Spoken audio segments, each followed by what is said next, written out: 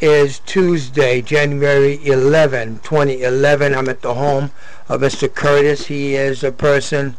Hey, you there? Come in. Okay. Yeah, this is the whistleblower, the federal whistleblower. Okay. At the New York skyline. Go ahead. Bang! That's what I'm talking about. Woo! Whoa, whoa, whoa. We getting deep here. What's this? Oh, just you know. Whoa! Part of history. Whoa. Part of history.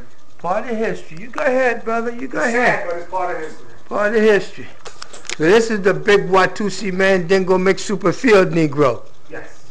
All right. Well, you know, I put that whole skit together, and I finally see what it's supposed. That's what I'm talking about. One of your veterans drew that. Yeah. Yeah. One brother from Haiti did this. Yes. Outstanding. Nice place. Yes. Well, we can see you're not one of the impoverished, downtrodden, who's like one of these guys right here. Oh no. See? No. That's Martin Luther King. That's Malcolm X. Elijah Muhammad, Frederick Douglass, all right here. And then this brother right here is what? Bang! Got the chains on his brain when these guys do not. Those guys are out there, and this guy is not. And that slave castle's door is busted and the key's right there. And he still ain't walking away from that. Scared to leave. Damn! Scared to leave. And that's my guy right here. That's my guy right here, Malcolm X. That's him right here. Well, let me see what else we got here. But, oh my, this is the one. Yeah. That's the one you were asking me about. If that story was true about it, yes, that's it. That's what you had given me a copy of this, and I took it to the congressman's office. Yes. And you met with Ida Smith. I was there. I was an eyewitness. Bang, we're going to have to send this to Mr. Juan Cuba at the White House. Sure. Okay, and I've got a letter from the Justice Department, and I've been trying to show people, you know, what exactly, and people of authority, because the newspapers have been, they don't want to print my story no more about the redlining scheme that I took to the congressman's office, and they did all kinds of things, calling me crazy, defamed me. The VA gave me a whole bunch of medication, which in fact I didn't need as a chemical restraint. So I got to do what I got to do. But I did speak to Mr. Juan Cuba. And it's time for me to now, and the last time I spoke to him was about getting those books to him. Okay.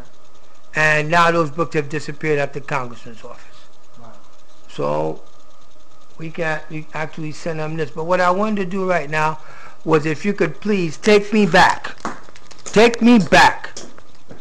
to what happened, for you have taken these pictures, hold this for me,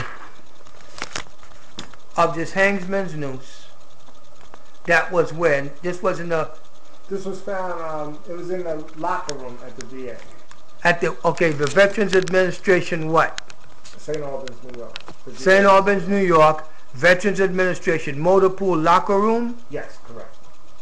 Okay, and how long was this hanging there? I don't know. I walked in January 25th, 2008, and I saw it. But Now, January 25th, 2008, and that's when you first saw that. Correct. And it stayed there for how long? No, they took it down immediately after that. After the police were notified. Oh, so you called the police after that? There was a police report? Yes, correct. The police never called the press on this? No. When you took it to the congressman's office, did they call the press? What happened when you went to Ida M. Smith after I turned you over to her? She spoke to me a few times about it, but nothing amounted out of it. I didn't get any feedback. I didn't get any change. And they told me that the federal government says it's legal to hang them.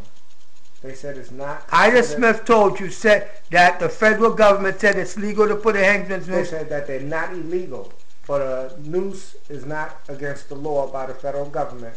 But a swastika is considered a felony hate crime, where a noose is not considered a hate crime. And Ida M. Smith told you this? Yeah, in the discussion, she was like there was nothing she could do about it. Okay. And are you aware that she ever contacted anybody at the Veterans Administration? I believe she spoke to the union.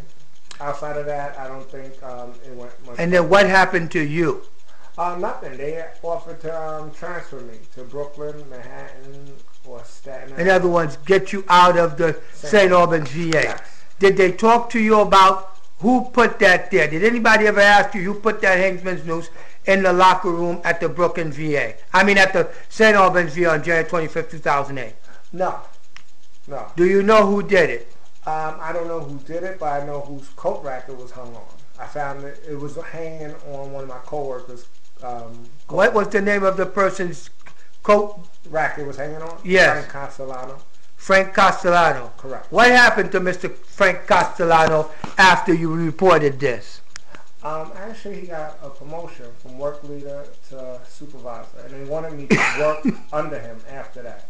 And when I told them that they were adding insult to injury, they told me when I told them I didn't want to work under his supervision after the incident, yes, they told me that they can transfer me to Brooklyn, Staten Island, or Manhattan, which I refused to go because I like St. Albans. I've been there 20 years, and I feel that I should not be transferred.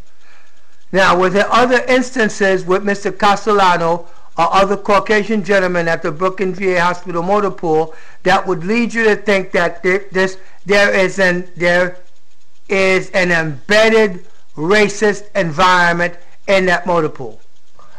Yes, I would think so. Because, elaborate, please. Well, a brief incident to me happened roughly about 15 years ago. I came in there as a motor pool operator, as a motor vehicle operator, and shortly after that, 2 Caucasians came in there, and they were made grade 8s, and I was a grade 7. And when I brought it to their attention, saying, "How come I'm a 7 and they're 8s?" They told me when I get an ACDL license, they'll make me a grade 8. Immediately, within 2 to 3 seconds, I reached in my pocket, handed them a Class A CDL license. And they kept promising me to give me the grade, and they never did. So at the time, there were 3 tractor operators, which me being one, the first one, and then the 2 Caucasians that came after me. So it was... You had more time in grade, more time in service than they did. Yes, and they were made 8s when they walked in the door. Okay. And I was never. Here it is, 17 years later, and I'm still a 7. So it looked like you sound like somebody, the federal government owe you some money. Yeah, with some interest. With some interest in back pay. Yeah, 17 years. Pay a little pain and suffering, a little humiliation and degradation. And then this is what I'm rewarded with. And bang! That's what you know Frank Castellano did it, don't you? I would surmise that it does belong to him. You suspect him? Yes. Now, tell me about the other guy who put a little Hangsman's noose in the hands of that female 6 months ago at the Brooklyn VA. You can tell it. You're a federal whistleblower. You should be protected. And we're sending this to the White House.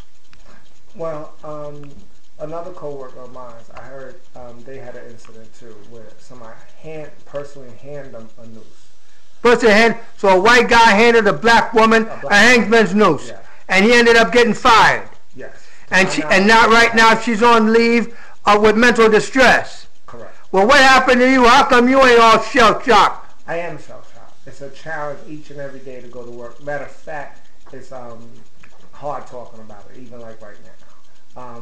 I want to stop talking about it right now. Did you go see some people, man? Yeah, I did. But I can't get into your medical records, man. I'm not going to get into that with you. Now, I want you to tell me your name. Tell me your name, and give me the name. I got to have a name. Curtis Bench. Curtis? Bench. You work at the Brooklyn VA? St. Albans. St. Albans VA? Correct. And you've been there 20 years? 22 years in April. 22 years in April? Yes. And you're a whistleblower? Correct. Are you afraid something's going to happen to you? Yeah, I am. On a day-to-day basis, just going to work with the atmosphere and just all of the stuff that goes on and transpires. Oh, don't talk to him. He's a troublemaker. And so they've been slandering your name? Correct. You've been profiled. Correct. As a troublemaker. For standing up for my rights of not wanting to see a noose in a federal facility. And you went to your congressman's office and they blew what?